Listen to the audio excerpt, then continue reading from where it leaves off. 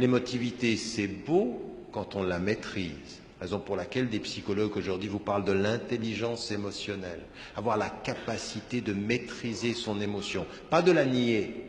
Pas de nier l'émotion. Non, l'émotion, elle est belle. Mais attention, une émotion qui vous échappe vous rend objet. Une émotion que vous maîtrisez vous fait sujet. Oui? Et comment on maîtrise? Le travail de la spiritualité, le travail de toute cette éducation. La spiritualité, c'est l'émotion éduquée. Oui, c'est cette émotion qu'on éduque.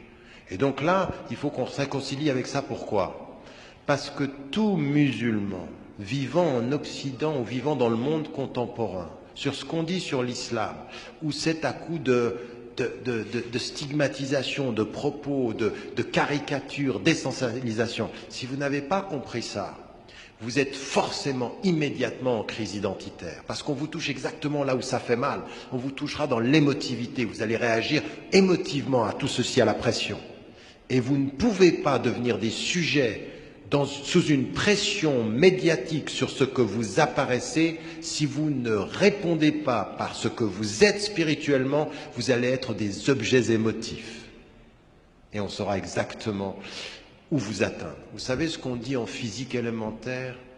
La force d'une chaîne se mesure à son chaînon le plus faible. Ben oui, je peux avoir d'énormes chaînons, mais si j'en ai un tout petit là, c'est là que ça va casser. Et bien là où ça casse souvent dans les communautés aujourd'hui, c'est là où ils sont émotifs, où les Arabes sont impulsifs, surtout les Algériens, je pense.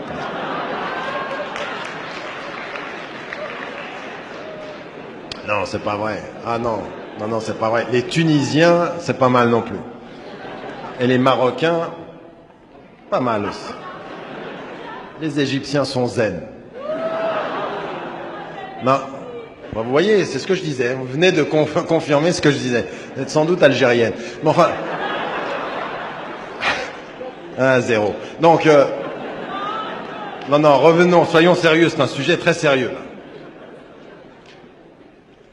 Ce que je voulais dire, sans émoustiller vos patriotismes respectifs. Mais vous voyez comme c'est assez facile. Quand vous connaissez une population et quand vous connaissez un peuple, quand vous connaissez les réactions humaines et que vous avez les moyens de leur faiblesse, les moyens de leur réaction émotive, vous les prendrez par là. Vous les prendrez par cette faiblesse-là. Et eux vont même penser que c'est leur force. Si je réagis, c'est que je suis fort. Non. Si tu réagis, tu as juste réagi. C'est moi qui ai agi. Toi, tu as réagi. C'est moi la force. Toi, tu es la faiblesse. Vous m'avez suivi là? Toute réaction émotive est réaction. C'est l'action de celui qui est plus faible que celui qui a agi. Raison pour laquelle il faut transformer la réaction émotive en action spirituelle, c'est-à-dire avoir la vue plus longue. Vous l'avez où ceci? Dans le Coran. وعباد الرحمن الذين يمشون على الأرض هونا وإذا خاطبهم الجاهلون قالوا سلاما. Mais pourquoi est-ce que ceux qui marchent légèrement sur la terre quand on les attaque, ils ne se soumettent pas à l'attaque de l'ignorant, ils disent paix? C'est eux qui décident. Toi, tu me dis toutes les insultes du monde, moi je te dis paix. Mon action dépasse ton action. C'est moi qui ai décidé. Mais pourquoi vous êtes comme ça? C'est parce que ceux-là, quand toi tu y es pas, ils se réveillent la nuit, ils cherchent la force en eux. Ils prient la nuit, ils sont réveillés la nuit parce que c'est ce qui leur donne la force. En fait, toi tu m'atteins à la surface, j'ai cherché la force ailleurs. La force de mon action, elle n'est pas à la surface des mots, elle est dans la force de mon cœur. Mon cœur est ma force, tes mots ne seront jamais ma faiblesse.